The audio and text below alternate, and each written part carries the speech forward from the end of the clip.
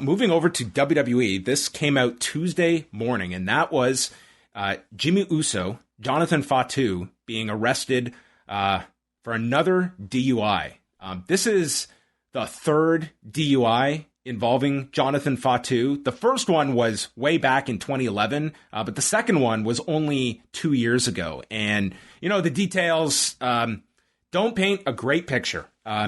He was pulled over on Monday night in the Pensacola, Florida area after he had apparently gone through a red light, and then they were able to, I guess, administer a breath test, and he registered well above the limit. He had a .205 level, and in Florida, the limit is .08.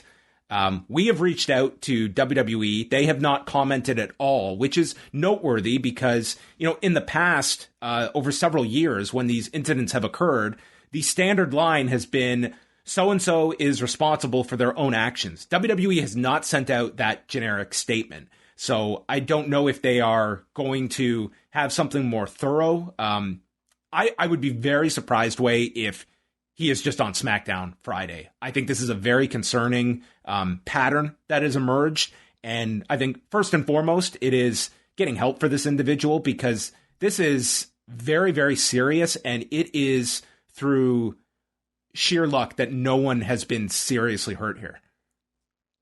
Yeah, I totally agree. It's a terrible situation. And if you're somebody who is a fan of Jimmy Uso's, like I think a lot of us are, seeing him and his brother get their big breaks as single stars right now, and Jimmy in particular being in the midst of the main event scene with Roman right now, it breaks my heart as a fan to see him, be involved in something like this. And I totally agree. I think there should be appropriate punishment. I wouldn't want to see him on TV.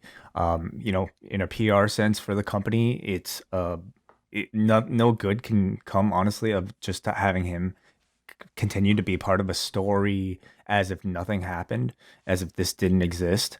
So, I hate to say it. I'm a big fan of the guy, but I don't really care to see him in this current storyline until he gets his life sorted out.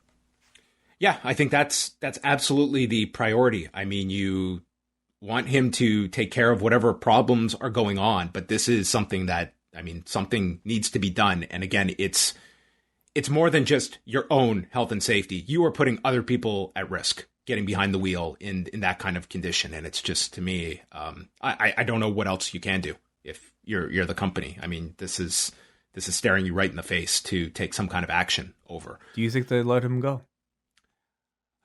I don't know if they would take that step to let him go, but I think the options have to be laid out there at this point that, listen, this is you got your pass 2 years ago and now this has happened again. So now something needs to be done, whether it is going to rehab, something needs to be done. And then based on how receptive he is to whatever is presented to him, then you have to go in whatever direction it is. I'm not a big fan of just letting someone go, but at the same time, that would not stun me either.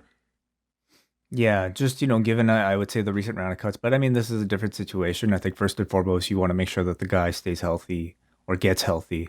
You go back, sorry to interrupt, but this is going back a long time ago. But when Jeff Hardy was going through a lot of his problems in 2003, it was largely presented to him, listen, you have to go to rehab.